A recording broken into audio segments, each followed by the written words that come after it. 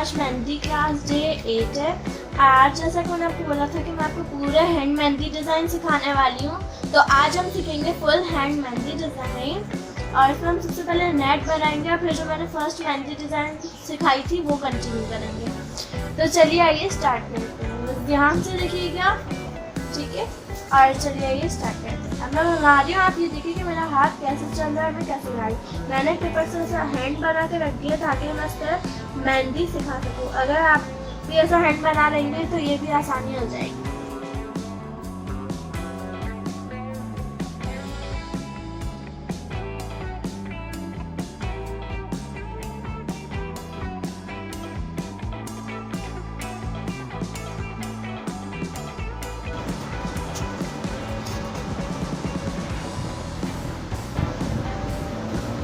अगर ये आपको भी मेहंदी से नहीं आ रही है तो आप इसे पेन से भी सीख सकते हैं। उसके बाद आप इसे मेहंदी से ट्रेस कर सकते हैं।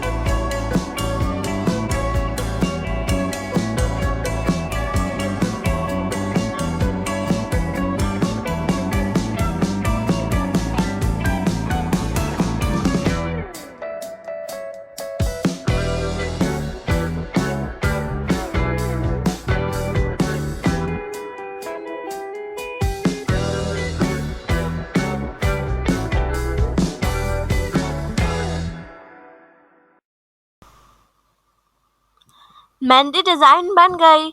तो आप लोगों को कैसी लगी कमेंट में ज़रूर बताएं और इस वीडियो को लाइक कीजिए, शेयर कीजिए और चैनल को सब्सक्राइब कीजिए।